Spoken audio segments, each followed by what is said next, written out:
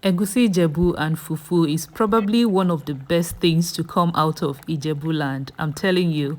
And if anyone tells you that they don't like Egusi Ijebu, it is most likely because they haven't tried it before or they are making it the wrong way. Hello everyone, welcome to my channel. My name is Remy and I make videos from Lagos, Nigeria. Today we're going to be cooking authentic Egusi Ijebu and we'll make fufu to go along with it with some fufu flour. I am ready if you're ready, so let's get cooking without further ado. This is one of the simplest egusi soup recipes with very basic ingredients. Just egusi, that's melon seeds, dried chili, that is atabigbe, and some onions. I'm going to throw everything into the blender, add some water, and blend into a smooth paste. Hello again. In case you're coming across my channel for the first time, or you've been here a few times but you have not subscribed, please subscribe to my channel so that you can see when I drop new videos. Thank you. Also, please like this video if you do like it. It helps YouTube to show this video to more people. Thank you again. Alright, so I am done blending the egusi and I'm just going to transfer it into a clean pot. I also rinsed out the blender with enough water to loosen up the paste. I am going to add some palm oil, just enough for this quantity. I'm going to put a list of all the ingredients in the description box. I allowed this come to a rolling boil that took about 5 to 7 minutes.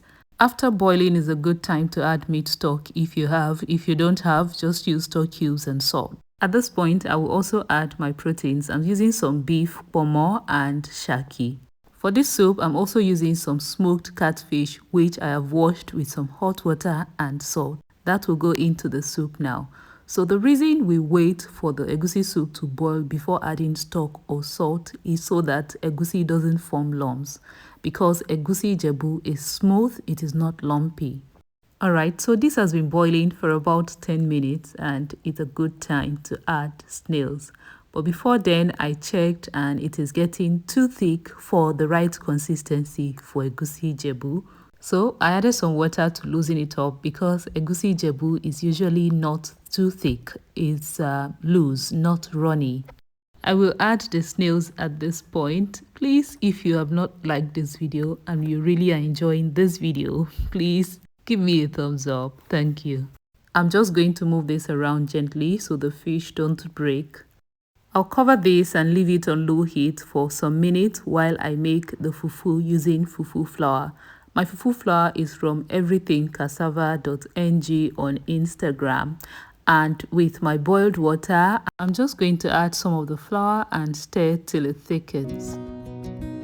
If you're like me and you like fufu a lot, but you're avoiding the ones that come from the open markets, here's what you can do. You can buy fufu flour from trusted manufacturers and just make it this easy way. It's very simple.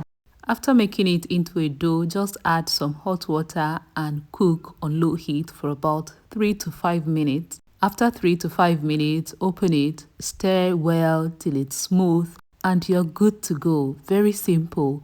This fufu is so nice, doesn't have that annoying odor that fufu leaves on your fingers hours after eating, and the texture is nice, the taste is amazing.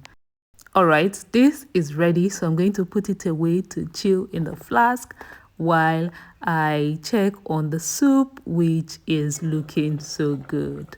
So good. Look at that. At this time, my entire house was smelling like Ijebu and I absolutely love the smell of home. Yes, this is home for me and this egusi tastes amazing. I did not bother to add more stock cubes or salt because the stock I used was just right. Please try this recipe and give me your feedback. I am so sure that you're going to love it. It looks so good and it tastes absolutely good.